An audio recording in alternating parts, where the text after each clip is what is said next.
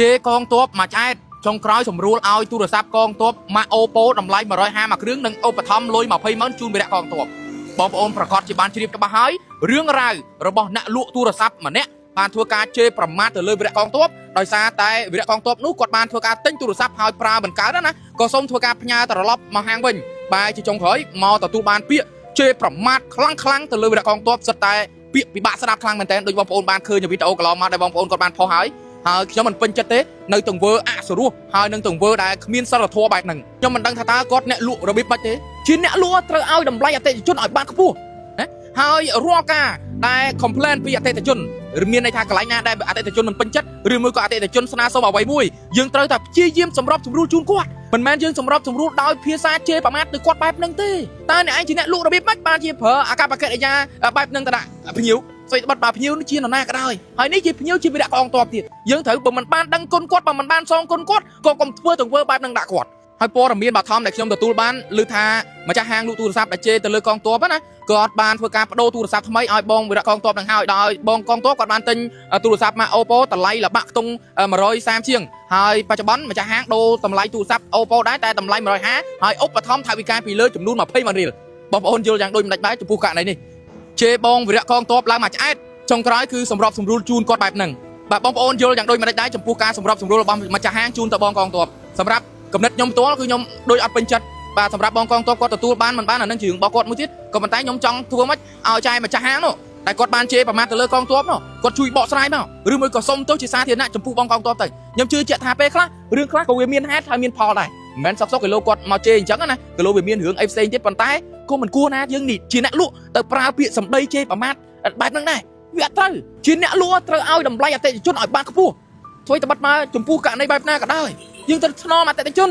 ហើយយើងទៅប្រើពាក្យជេរប្រមាថឲ្យអសុរោះបែបហ្នឹងតើបងប្អូនទទួលយកបានខ្ញុំទទួលយកមិនបានទេហើយគាត់នឹងជាវីរៈកងទ័ពទៅទៀតអញ្ចឹងសរុបសេចក្តីឲ្យបងប្អូនយល់ឡើងវិញមានន័យថាករណីដែលស្ត្រីម្ចាស់ហាងលក់ទូរស័ព្ទជេរប្រមាថខ្លាំងទៅលើបងវីរៈកងទ័ពពេលនេះបើតាមព័ត៌មានរបស់ធំដែលយើងទទួលបានគឺគាត់ជួយសម្រាប់សម្រួលឲ្យដោយដូរនៅទូរស័ព្ទថ្មីជូនបងកងទ័ពដោយបដូរពីទូរស័ព្ទតម្លៃ130ជាងទៅជាទូរស័ព្ទ Oppo តម្លៃ150ហើយឧបត្ថម្ភថវិកាពីលើចំនួន20ម៉ឺនរៀលដើម្បីធ្វើការបញ្ចប់រឿងខ្ញុំសូមលំអិតឲ្យបងប្អូនយល់តែប៉ុណ្ណេះប្រសិនបើមានអ្វីបន្ថែមជុំវិញនឹងករណីនេះឬក៏ករណីណាផ្សេងទៀតខ្ញុំបាទមាសសារ៉ាមាត់រហ័សស្បែកត្រង់នឹងធ្វើការលំអិតជូនទៅដល់ពុកម៉ែបងប្អូនឲ្យបានដឹងនិងជ្រាបជាបន្តទៅទៀតខ្ញុំបាទមាសសារ៉ាមាត់រហ័សស្បែកត្រង់ក៏សូមធ្វើការអរគុណនិងសូមគោរពលាបាទជួបគ្នាជាមួយខ្ញុំបាទមាសសារ៉ានៅព័ត៌មានបន្តបាទសូមអរគុណម្សៅស៊ុបមាន់សញ្ញាចានត្រូវែកឆ្ងាញ់ចង់បានហូបឆ្ងាញ់កុំភ្លេចប្រើប្រាស់ BK សញ្ញាចានត្រូវែកតំណាក់តំណងតំណាងចែកចាយបន្តក្នុងនាមបងជាកងទ័ពដ៏អង្អាចក្លាហានកាន់អា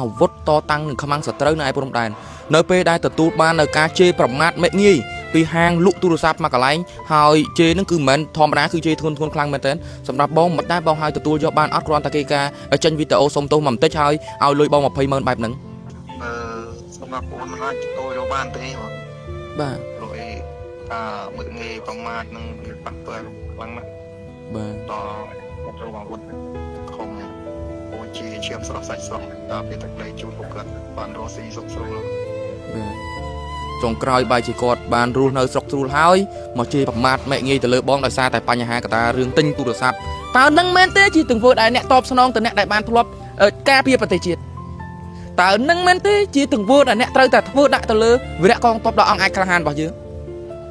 ទង្វើរបស់អ្នកខ្ញុំមិនអាចទទួលយកបានទេម្សៅស៊ុបមាន់សញ្ញាចានត្រូវែកឆ្ងាញ់ចង់បានហូបឆ្ងាញ់កុំភ្លេចប្រើប្រាស់ BK សញ្ញាចានត្រូវែកតំណាក់តំណងតំណាងចែកចាយបន្តចុះព័ត៌មានដែលគេបដូរទូរស័ព្ទពីតម្លៃ130ជាងទៅទូរស័ព្ទ150ហើយឲ្យលុយចំនួន20ម៉ឺនពីលើឲ្យទៅបងដើម្បីបញ្ចប់រឿងតើរឿងហ្នឹងយ៉ាងម៉េចវិញបងទូរស័ព្ទអត់ទាន់បានទទួលទេបងទូរស័ព្ទបើសិនលុយ20ម៉ឺនហ្នឹងគាត់បាច់ហើយ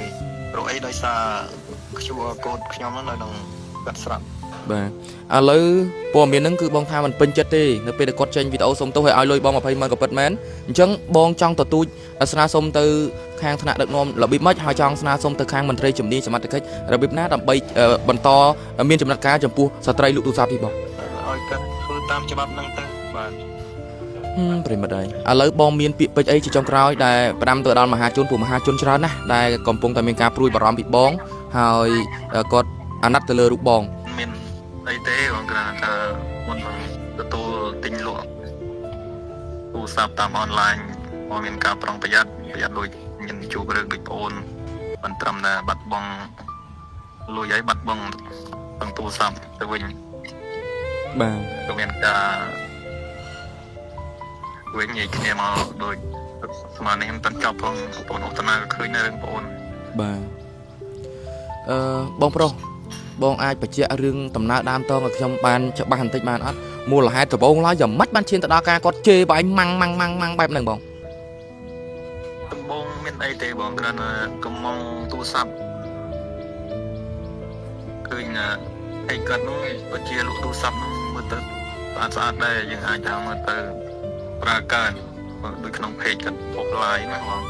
បាទ ហើយក៏មុននឹងសម្រាប់ចិត្តថាទិញមើលថាឡើងយូរដែរតាមដានមើល page ហ្នឹង បាទបន្ទាប់មកហ្នឹងបងបានទិញហើយហ្នឹងបងក៏បានយកទៅប្រើរួចបងប្រើមិនកើតក៏យកដូរឲ្យគាត់វិញក៏គាត់កើតទៅជាកំហឹងក្នុងការជេរបងចឹងតែម្ដង បាទ អូពុទ្ធហើយហេតុអីក៏យើងបានមានឱកាសមានពេលលក់ដូរសុកស្រួលបាទនៅពេលដែលគាត់ការពារនៅព្រំដែនឲ្យឡើងយើងរស់នៅឡើងសំណុកនេះមិនក៏យើងចុងក្រោយមកធ្វើការតបស្នងទៅគាត់បែបហ្នឹងអញ្ចឹងអរគុណបងប្រុសណាអរគុណបង បាទអរគុណបងប្អូនអានេះគឺជាកិច្ចសភារវាងខ្ញុំជាមួយនឹងបងវីរៈកងទ័ពដែលត្រូវបានម្ចាស់ហាងទូរស័ព្ទម្នាក់ជាប្រមាថមិញងាយគាត់ខ្លាំងនឹងយ៉ាងសាហាវខ្ញុំសួរគាត់ហើយគាត់ថាគាត់មិនអាចទទួលយកបានទេនៅคลิปវីដេអូសុំទោសរបស់ម្ចាស់ហាងហើយក៏គាត់មិនអាចនឹងទទួលយកបានដែរដោយការដែលបញ្ចប់រឿងឲ្យគាត់200000រៀលហើយចេញវីដេអូសុំទោសប៉ុណ្ណេះគាត់អត់ចង់បានអីទេគាត់សុំតែមួយយ៉ាងគត់គឺសុំឲ្យសមត្ថកិច្ចជំនាញធ្វើការបន្តតាមនីតិវិធីនេះបើតាមយើងស៊ូគាត់ផ្ទាល់សម្ភារគាត់តាមរយៈទូរស័ព្ទមិញនេះបើពេលខ្លះហួសចិត្តមែនតើក្នុងនាមយើងជាអ្នកលក់ថ្មីត្បិតបើអ្នកទិញនោះជាអ្វីក៏ដោយយើងត្រូវឲ្យតម្លៃគាត់ឲ្យបានខ្ពស់បាទនេះអ្នកទិញគាត់គឺជាវីរៈកងទ័ពទៀតគាត់គឺជាអ្នកដែលអង់អាចក្លាហានបាទដែលកាន់កំភ្លើងតតាំងនឹងខ្មាំងសត្រូវនៅឯព្រំដែនដើម្បីធ្វើម៉េចឲ្យយើងអ្នកខាងក្រោយនេះរស់នៅសុខស្រួលបើជាចុងក្រោយយើងអរិញធ្វើទង្វើបែបហ្នឹងទៅដាក់គាត់តើនឹងមែនទេជាទង្វើដែលអ្នកតបស្នងទៅអ្នកដែលបានធ្លាប់ការពារប្រទេសជាតិតើនឹងមែនទេជាទង្វើដែលអ្នកត្រូវតែធ្វើដាក់ទៅលើវីរៈកងទ័ពដ៏អង់អាចក្លាហានរបស់យើងទង្វើរបស់អ្នកខ្ញុំមិនអាចទទួលយកបានទេហើយឃើញចេញនៅคลิปវីដេអូសុំទោសមួយនឹងបាញ់លុយចំនួន2000000រៀលឲ្យទៅបងវីរៈកងទ័ពហើយបាទបងប្អូនប្រិមិត្តទូរទស្សនិកជនជាទីគោរពនិងជាទីមេត្រីនៅវេលាម៉ោងប្រមាណ2ចូល73នៅថ្ងៃទី12ខែ8ឆ្នាំ2026នេះខ្ញុំបាទមានសារ៉ាមរហាស្រីត្រង់បានធ្វើការតាក់ទងទៅផ្ទាល់តាមរយៈទូរស័ព្ទទៅបងវីរៈកងទ័ពដែលត្រូវបានរកការគេជេរប្រមាថណាហើយក្នុងនោះគាត់គឺបានផ្ដល់កិច្ចសភាឲ្យខ្ញុំមកលំមដែលយើងអាចស្ដាប់ហើយនឹងទទួលបាននៅអ្វីដែលគាត់លើកឡើងគឺគាត់មិនពេញចិត្តនៅក្នុងការដែលខាងម្ចាស់ហាងឲ្យលុយគាត់2000000ដើម្បីបញ្ចប់រឿងនិងធ្វើការចេញវីដេអូសុំទោសខ្លីមួយបែបហ្នឹងឡើយដោយការជេរប្រមាថគាត់នឹងគឺខ្លាំងមែនទែនហើយមកធ្វើបែបហ្នឹងគាត់មិនពេញចិត្តនោះទេអញ្ចឹងជុំវិញនឹងព័ត៌មានខាងលើនេះខ្ញុំមិនមានអ្វីច្រើនទេគ្រាន់តែចង់ជម្រាបជូននិងលម្អិតនៅព័ត៌មានឲ្យពុកម៉ែបងប្អូនឲ្យបានដឹងនិងជ្រាបតែប៉ុណ្ណេះប្រសិនបើខ្ញុំបាទមានព័ត៌មានអ្វីបន្ថែមឬមួយក៏បន្តទៀតខ្ញុំបាទមានសារ៉ាមាត់រហ័សសម្រាប់ត្រង់នឹងធ្វើការជម្រាបក៏ដូចជាអាប់ដេតនៅព័ត៌មានជូនទៅដល់ពុកម៉ែបងប្អូនឲ្យបានដឹងនិងជ្រាបពីព័ត៌មានខ្ញុំបាទមានសារ៉ាសូមអរគុណនិងសូមគោរពលា